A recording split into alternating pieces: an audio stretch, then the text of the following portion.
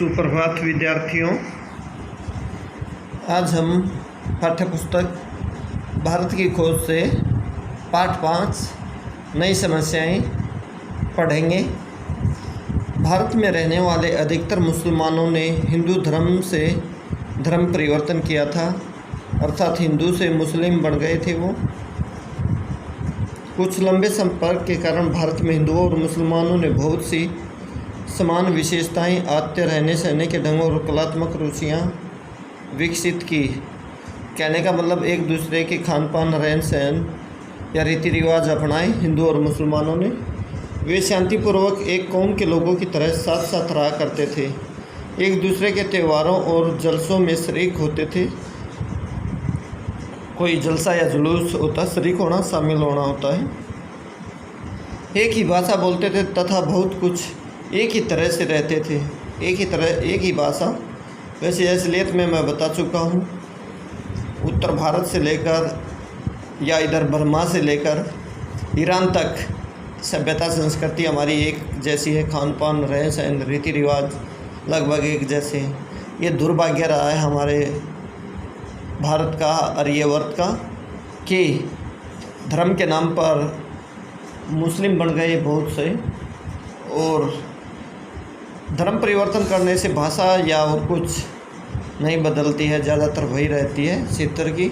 जैसे भारत की है, पाकिस्तान की है, ईरान की है, अफ़गानिस्तान की है, ज़्यादातर हिंदी प्रयोग होती है।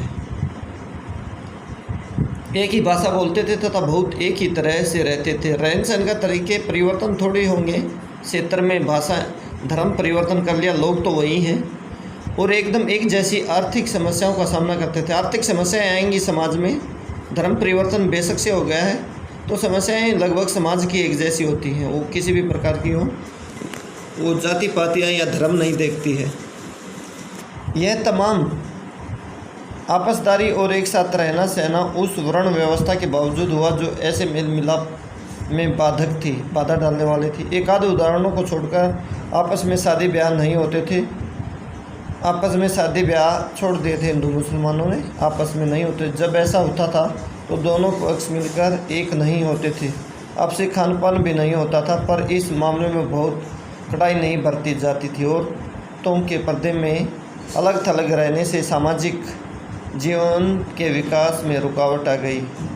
औरतों को पर्दों के अंदर बुर्कों में रखा जाता था, जिससे समाज के विकास में रुकावट आ गई।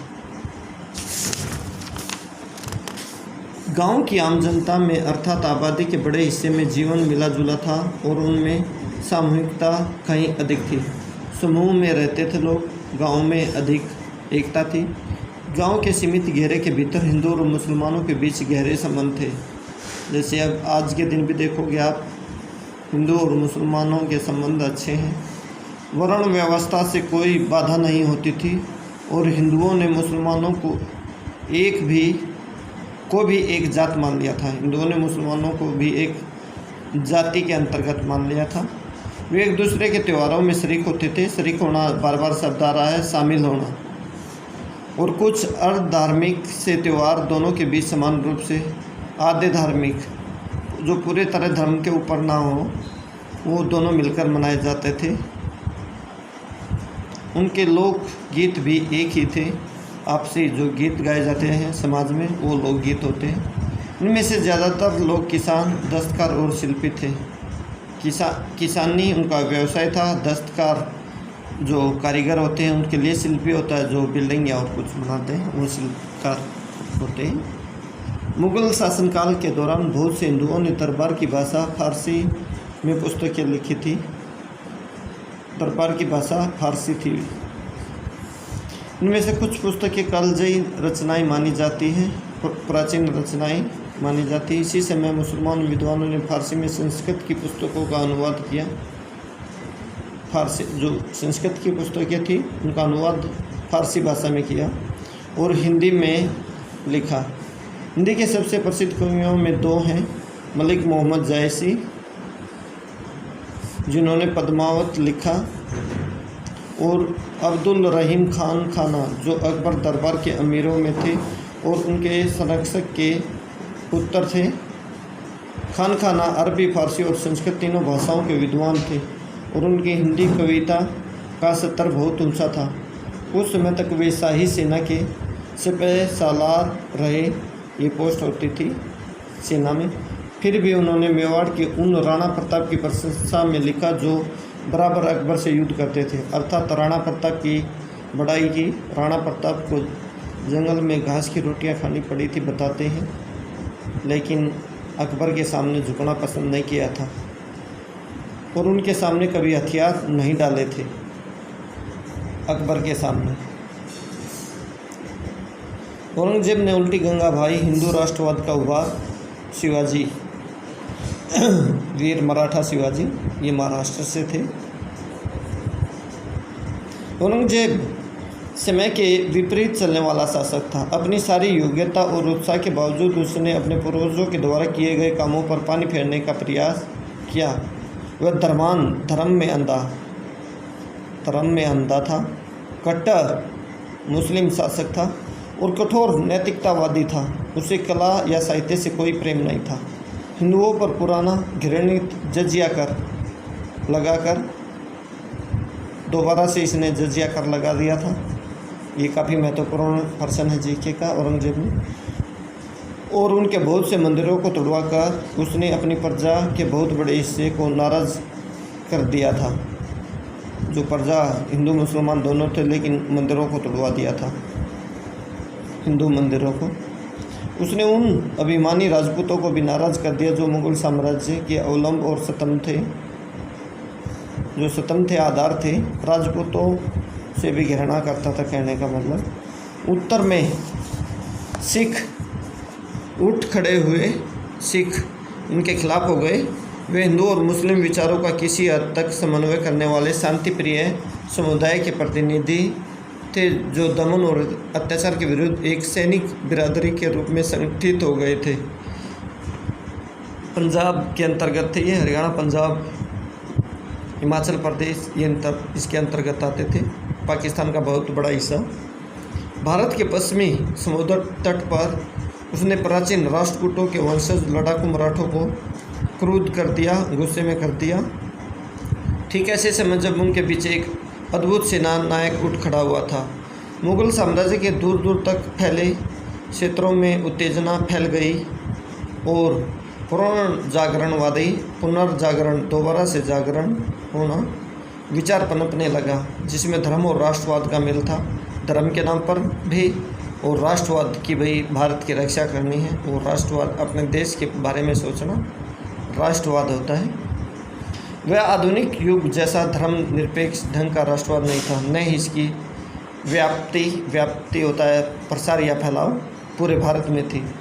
धर्म और राष्ट्रीयता के मेल ने दोनों ही तत्वों से शक्ति और संबद्धता होता है जुड़ाव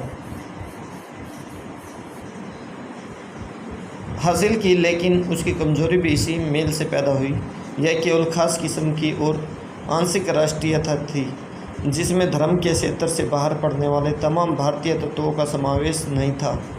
हिंदू राष्ट्रवाद उस व्यापक राष्ट्रीयतावाद के मार्ग में बाधक था जो धर्म और जाति के भेदभाव से ऊपर उठ जाती है। विशेषकर मराठों की अवधारणा व्यापक थी और जैसे जैसे उनकी शक्ति बढ़ी, उनके साथ इस अवधारणा का भी विकास हुआ।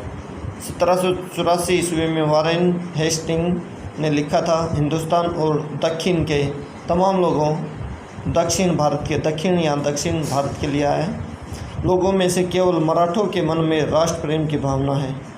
इसने मराठों के मन में राष्ट्र प्रेम की भावना को दर्शाया है कि भाई राष्ट्र, जिसकी गहरी छाप राष्ट्र के हर व्यक्ति के मन पर है, देश के हर व्यक्ति के मन पर थी। मराठों से प्रभावित हुए थे, कहने का मतलब भारतीय।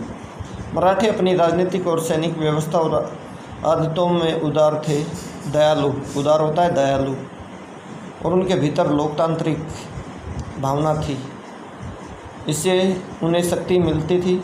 शिवाजी औरंगजेब से लड़ा जरूर, पर उसने मुसलमानों को खुलकर नौकरियां भी दी। मुग़ल साम्राज्य के खंडित होने का महत्वपूर्ण कारण आर्थिक ढांचे का चरमराना था। आर्थिक रूप से कमज़ोर हो गया था अर्थात पैसे की कमी। किसान बार बार विद्रोह करते थे। इनमें से कुछ आंदोलन बड़े पैमाने पर हुए थे। 1669 ईस्वी के बाद जाट किसान, जो राजधानी से बहुत दूर नहीं थे, अर्थात जाट किसान दिल्ली के आसपास हैं, उत्तर प्रदेश, राजस्थान, हरियाणा, पंजाब, उत्तर प्रदेश, बिहार, यहाँ बार बार दिल्ली सरकार के खिलाफ खड़े होते रहते थे, आंदोलन करते रहते थे। गरीब लोगों का एक अन्य विद्रोह सतनामियों का था। ये सतनामी भी मुगल साम्राज्य के विरुद्ध आंदोलन करते रहते थे। इस प्रकार से ये लेसन आपको यहाँ तक बड़े ध्यानपूर्वक पढ़ना है, बाकी लेसन हम कल पढ़ेंगे।